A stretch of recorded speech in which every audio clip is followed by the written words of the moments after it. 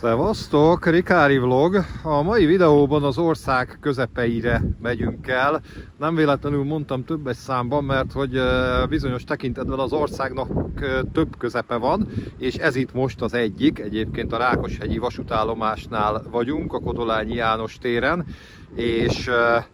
és azért mondom, hogy az országnak több közepe van, és majd idővel szeretnék mindegyikre elmenni, már amelyiket én ismerem, és amelyiket számon tartom, mert egyrészt az ország geometriai központjának, középpontjának Pusztavacsot tartják, illetve bizonyos tekintetben az ország szívcsakrájának Dobogóköt, viszont ha közlekedési szempontból nézzük, és most elsősorban a közúti közlekedésre gondolok, akkor az ország közlekedésének, a közúti úthálózatának az origója az a 0 kilométer kő. És most csodálkozni fogtok, hogy a 0 kilométer körről beszélek, akkor mi a francért nem vagyok a Lánchídnál, Budán, a Clark Ádám téren? Hát azért, mert a 0 kilométer követ bizony már többször lecserélték, és az egyik ilyen szobor, ami tulajdonképpen 0 kilométer kőként funkcionált egy bizonyos időben, az itt található a Rákoshegyi vasútállomásnál. Nevezetesen erről a kőszoborról beszélünk, és hát erről így messziről nem mondanánk meg, hogy ez tulajdonképpen egy kilométer kő volt. Ugye egy sima szociál szobor egy jó munkás embert ábrázol, aki a távolba tekint. Talán ez a távolba tekintés egy kicsit szimbolizálja az utazást, a távolságot, de amúgy átvitt értelemben szimbolizálja, ugye konkrétan nem annyira, de ha konkrétumot szeretnénk látni, akkor a szobor hátulja felé kell elnéznünk, ugyanis egy kerék bújik meg a szobor hátsó oldalán, méghozzá egy autókerék, egy gumiabroncsos autókerék. Ez már jobban utal arra, hogy ugye közlekedéssel kapcsolatos alkotásról van szó. A szobor egyébként Molnár László szobrászművész munkáját dicséri, és egyébként szociál, tehát szocialista-realista stílusban készült.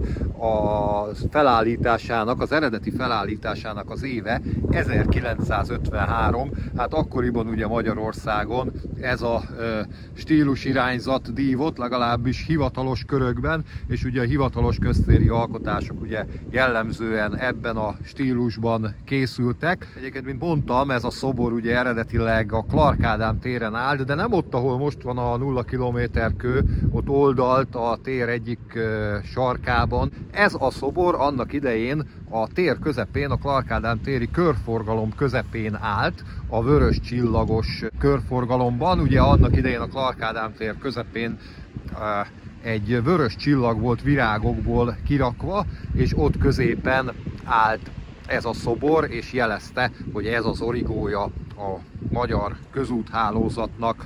Egyébként mészkőből készült a szobor, és egészen 1974-ig állt a Budán, majd akkor egy új alkotást készítettek, egy új 0 kilométer követ, amit meg is fogunk nézni, de azt egyébként lehet, hogy ismeritek is, ebben a videóban meg fogjuk nézni, és akkor, amikor azt felállították, akkor ezt, hát nem mondom, hogy nyugdíjazták, mert hogy onnan elhozták azt a szobrot, de itt Rákoshegyen, a vasútállomás előtt találtak neki helyet.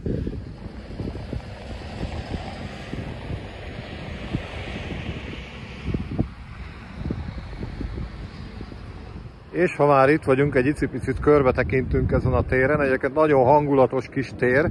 Én most hétvégén vagyok itt, ilyenkor nem túl nagy a forgalom, de egyébként több buszjárat is közlekedik itt.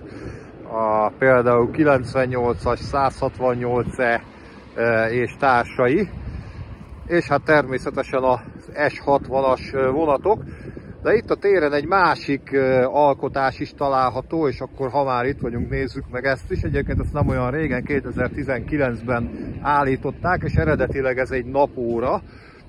Ugye ilyen gúla alakú, de így ilyen elvágott, egy ilyen csonka gúla szerűség, és ugye a tetején van egy napóra, de hát sajnos ez meg van rongálva, ugye itt az ilyen mészkő, és a mutatóját sajnos valaki letörte, úgyhogy az időt azt éppen nem mutatja, de maga az alkotás egyébként mutatós, ugye téglából van az oldala kirakva, és különböző, a kerületnek különböző jellegzetes és fontos épületeit ábrázoló ilyen kis máz nélküli kerámia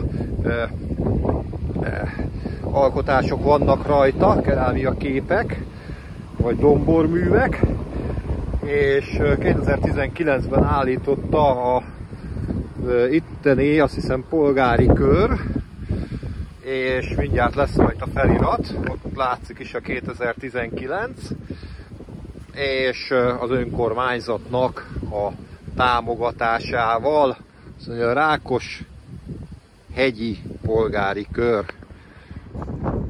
És ha már itt vagyunk, egy picit nézzük meg a vasútállomás épületét is. Hát túl sok érdekesség nincs, de azért egy pillanatra rálesünk.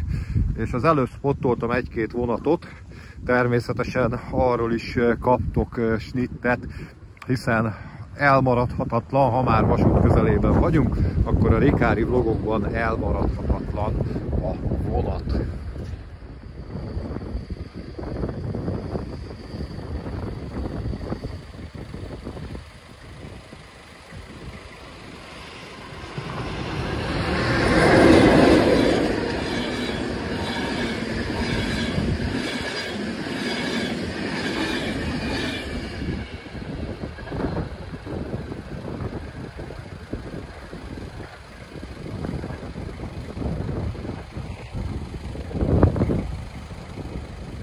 És hát pont amikor ide kijöttünk, akkor érkezik a Flirt vonat, az S60-as. Ugye egyébként azt hiszem 5 vágányos az állomás, a két átmenő között van egy peron. Egy ilyen igen régies kivitelű perontetővel, ilyen beton perontetővel. És hát ugye a peront azt aluljáron lehet megközelíteni. Hát a felvételi épület az ilyen modernebb, a váróterem le van zárva egyébként, oda nem lehet bemenni. És nem tudom, hogy van-e szolgálat, hogy már ez is távkezelt, azt hiszem, hogy már távkezelt ez az állomás. És akkor indul Sűjsáv felé a Flirt vonat.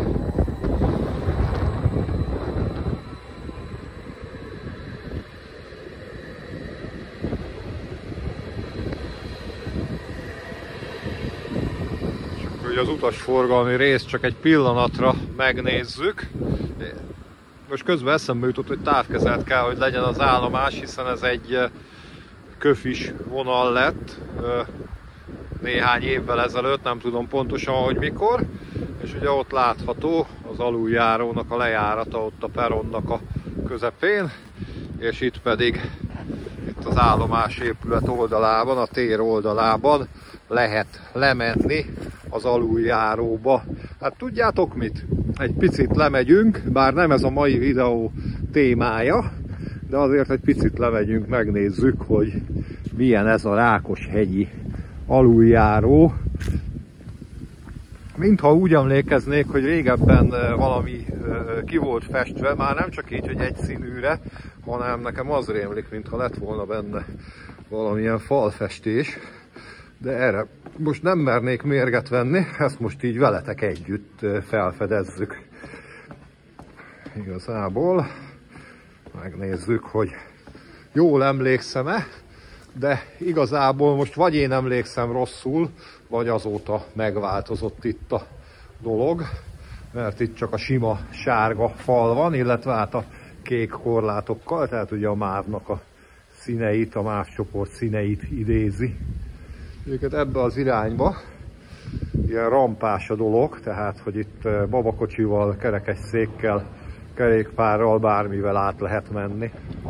Református templom, és közben befordul az autóbusz, ha nem jön.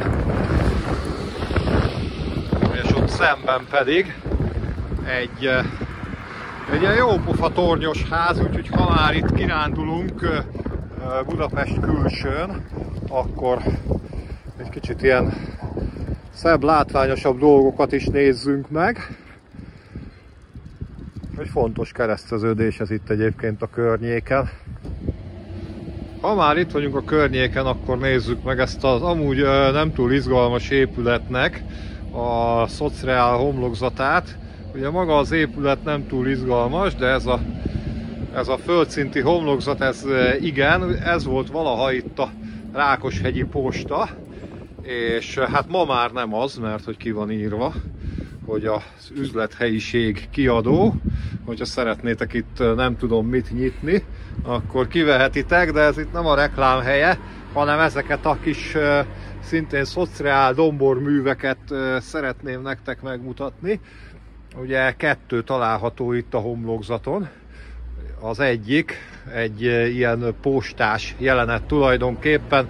Ott a mű alján feliratozva is van, hogy a levélszekrénytől a címzettig, és látható, ahogy itt a kézbesítő átadja az anyukának a levelet, vagy a küldeményt, és közben a kisgyerek is nyújtózik érte, mert nagyon kíváncsi rá. Ott egy másik nő alak, aki a levélszekrényből éppen veszi ki a levelet, és itt pedig a postai munkát ábrázoló, különböző munkafolyamatokat ábrázoló jelenet, és mellette egy ablakkal odébb pedig a kézbesítő brigádot ábrázoló dombormű található. Hát ugye kerámia, mázatlan kerámia dombormű. Itt is fel van iratozva, hogy mit látunk, ugye kézbesítő brigád, és hát a szociál korszak nálunk ugye a 40-es évek vége, 50-es évek eleje, annak a hamisítatlan stílusában készült. Ez a postás bácsi kicsit hasonlít Leninre, legalábbis messziről. Ez lehet, hogy éppen egy udvarlási jelenetet látunk. Minden esetre itt az öntudatos munkáshölgy ráteszi a kezét a vezető munkás, postás vállára, aki éppen a Szabad Népet olvassa. Hát ilyen volt az 50-es évek, nem volt azért annyira vidám az az időszak itt Magyarországon, tehát ezek a képek, illetve ezek a domborművek nem erről tanúskodnak. Ugyebár a büszke munkás öntudatot próbálják ábrázolni a kor stílusában.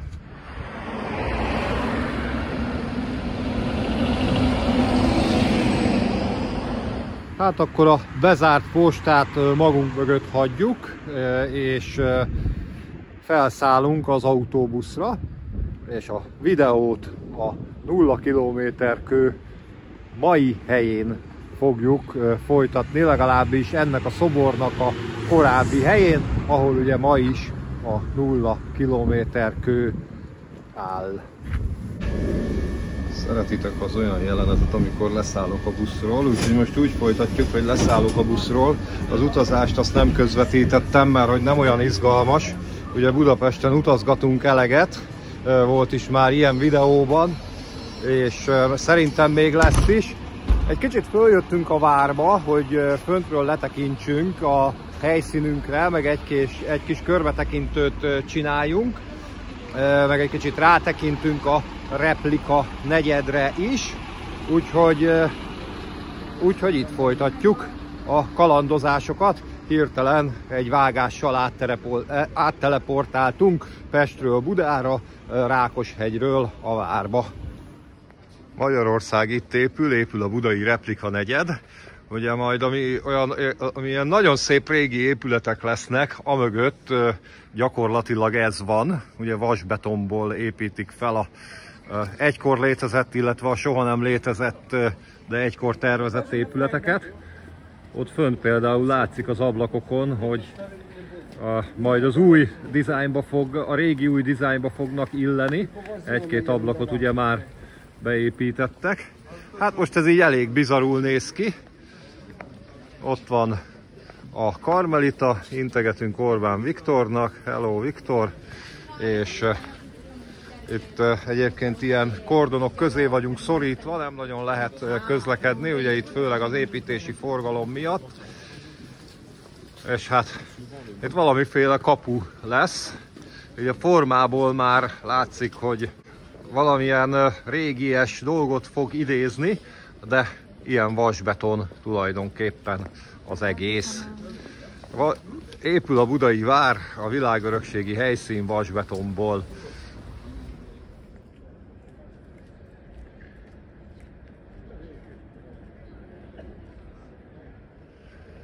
Ide nézzetek, hogy a budavári palotának itt a sikló felüli szárnyát hogy szétkapták. Na, kíváncsi vagyok, itt mi lesz és hogy fog kinézni. Állítólag a Széchenyi könyvtárat is el akarják költöztetni. Ha még nem tették meg, nem tudom ezeket követni.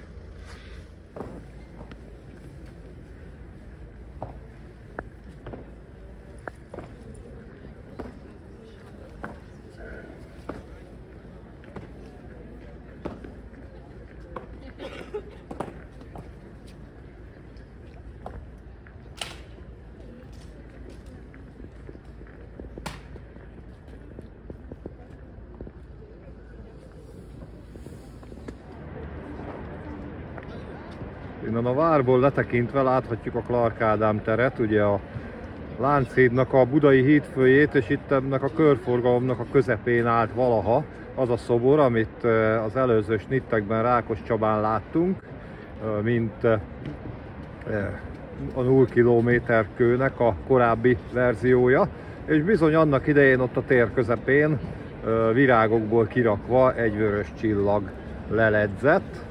Hát szerencsére ma már ezt nem kell megtekintenünk, de archív képekből majd lehet, hogy megpróbálok nektek kivágni ilyet, hogyha találok. És akkor egy kis dunai panorámát, ha már itt vagyunk fönt a várnál.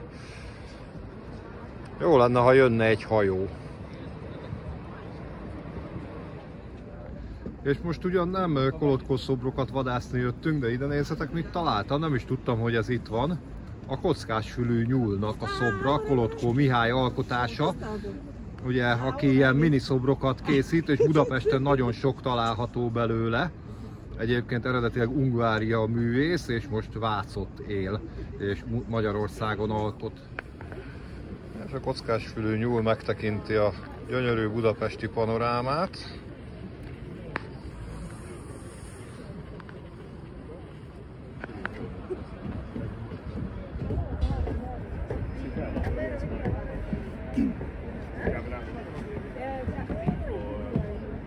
Turning guy.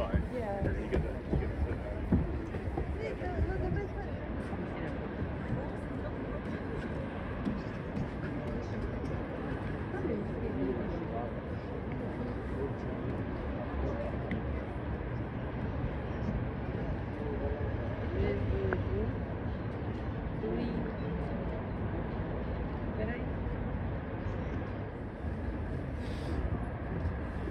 Non c'è quello va mi sa viva tutto.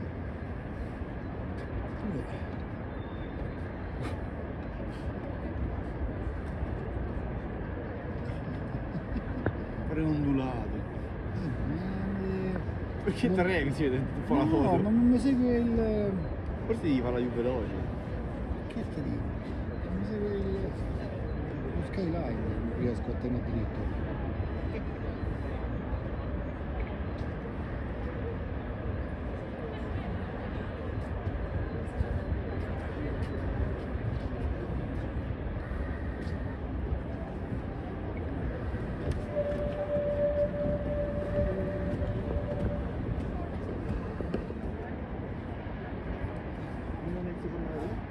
Qui a chiarire, non mi trovo qui.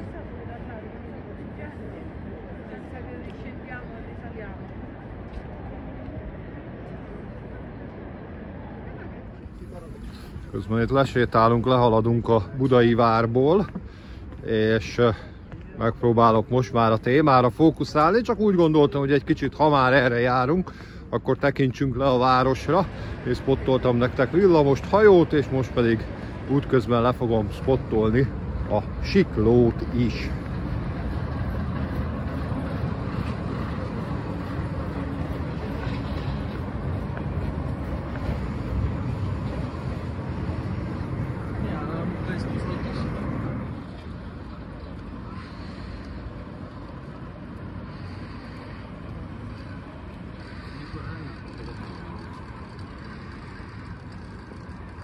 Egyébként ez se egy hosszú vonal, múltkor csináltam videót, hát múltkor már tulajdonképpen több mint egy éve a zágrábi siklóról, és azt úgy tartják számon, mint hát legalább Európa, de lehet, hogy a világ legrövidebb tömegközlekedési vonala, 66 méter, ez csak egy pár méterrel hosszabb a budapesti. Ez ugye, erre nem jó a bérlet, erre külön díjszabás van, ugye szezonban elég népszerű, most nem voltak rajta sokan. Innen az Alagút tetőről is rátekintünk egy kicsit a Clark Ádám térre. Hát most így a tél közepén nem olyan látványos, ugye most nem virágzik a tér, de azért így sem csúnya. Ugye a Lánchídon csak a taxik és a buszok és a biciklik közlekedhetnek, meg természetesen a mentő, rendőr, ilyesmi. És mi tulajdonképpen azt a követ, azt a szobrot szeretnénk majd megnézni. Úgyhogy haladjunk is le oda. Tulajdonképpen visszajutottunk az eredeti témánkhoz, a Zero Ponthoz. A mellettünk levő büfét is egyébként Zero Pointnak nevezték el, amúgy 2000 forint a lángos, a sajtos tejfölös 3100, még szerencse, hogy én a tejfölt nem szeretem, de most én éppen nem lángosozom, hanem éppen videózok erről az alkotásról, a 0 km körről. Ugye az elődjét láttuk Rákoshegyen, ezt egyébként 1975-ben állították itt fel, Borsos Miklós szobrászművész alkotása, aki 1906-tól 90-ig élt, és nem akár mikor állították föl, hanem 1975. április 4-én lett felavatva, ugye annak idején egy bő 4 évtizedig április 4-ét ünnepeltük. Akkor úgy neveztük, hogy felszabadulás, de hát valójában a szovjet megszállásnak a napja volt, ezért törölték el azt a napot a rendszerváltáskor. Egyébként ugye Zero Pont, kiinduló pont a magyar közlekedési hálózat, legalábbis a közúti hálózat kiinduló pontja. Ugye a belföldi főútvonalakat, az egyszámjegyű főútvonalakat tulajdonképpen innen szelvényezik, innen kezdődik a kilométer szelvényezésük. Ugye szoktam emlegetni, hogy a vasútnál hektométer szelvény van, vagy 10-zel el kell osztani a vasúti szelvényezést, hogyha a kilométert szeretnénk belőle megtudni. Hát ez a közúton nem így van, a közúton kilométer szelvényezés van, és minden egyszámjegyű útnak a kilométer távolsága tulajdonképpen innen van számítva, közben mögöttünk a sikló halad fölfelé, illetve a másik vágányon szemben jön lefelé.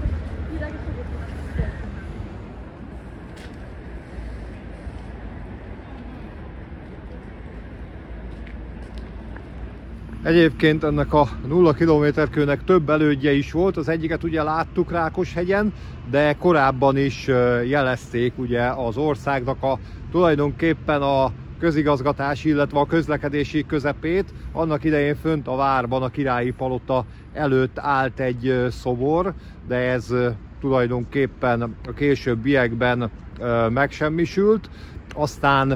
Aztán később már, amikor ugye a Lánchíd megépült, akkor tulajdonképpen ez lett az ország közlekedésének a legfontosabb pontja, ugye a Lánchídnak a két hídfője, a budai és a pesti hídfője. Hát ezért ide a budai oldalra, hiszen akkor még Buda volt Magyarország közigazgatási központja, ide a budai oldalra helyezték el tulajdonképpen, még akkor nem nevezték így, hogy 0 km kő, de egy szobor állt itt a Clark Ádám téren a Kereskedelmi Minisztérium előtt. Ennek az is a jelentősége, hogy annak idején egyébként az ilyen közlekedéssel kapcsolatos hatósági engedélyeztetési eljárásokat a kereskedelemügyi minisztérium folytatta le, tehát ott foglalkoztak a közlekedéssel, hiszen a közlekedés az többek között az ország kereskedelmét is szolgálta. Ma már ugye másképp néz ki e tekintetben a közigazgatás, és hát a Kereskedelmi Minisztérium épülete előtt állt egy szobor, amely ugye Madonnát, Szűz Máriát ábrázolta, és a talapzatán voltak az utazásnak különböző motívumai, a gyaloglást, az autózást és a kocsizást ábrázoló motívumok. Nem tudom, hogy erről fogok-e találni esetleg archívképet, mert hogy ez a szobor a II. Világháborúban megsemmisült, és azután állították ugye azt a mészkőszobrot, amit Rákoshegyen látunk, majd tulajdonképpen negyedikként ezt a nullás számjegyet ábrázoló 0 kilométer követ. A ma Rákoshegyen álló korábbi 0 kilométer kő felállítása előtt egyébként tervpályázatot írtak ki, és fennmaradt 3 felvétel a korábbi pályaművekből, Palotai Gyula műtermében láthatóak a pályaművek.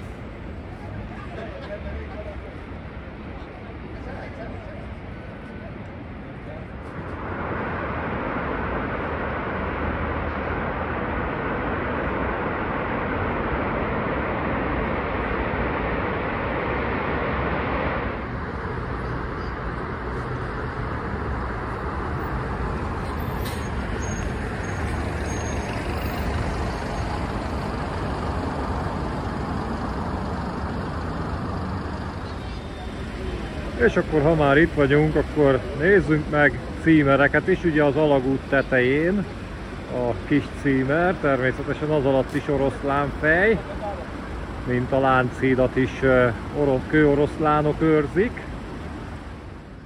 Itt a Sikló állomása mellett a vár oldalában egy nagyon szép mozaik címer is található. Ha jól tudom, akkor ez a középcímer. És egyébként egy kicsit, még egy kicsit foglalkozzunk a közlekedéssel, miközben itt érkezik a Sikló. Azt tudtátok, hogy kb. 40 éven keresztül a Sikló nem közlekedett, hiszen az is megsérült a II. Világháborúban. És siklópótló buszok jártak itt a vár oldalában.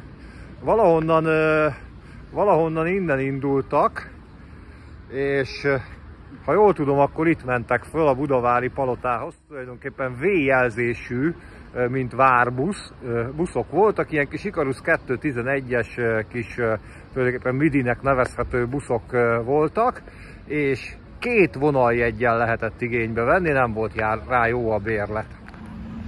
Aztán 1986-ra jó sokára a II. Világháború után felújították és újraindították a Siklót, és azóta is ugye Budapestnek ez egy nagyon fontos nevezetessége, és nagyon kedvelt a turisták körében. Ugye hát turisztikai főszezonban, nem ilyenkor januárban, turisztikai főszezonban elég nagy sorállás is szokott lenni, hogy az emberek följussanak rá.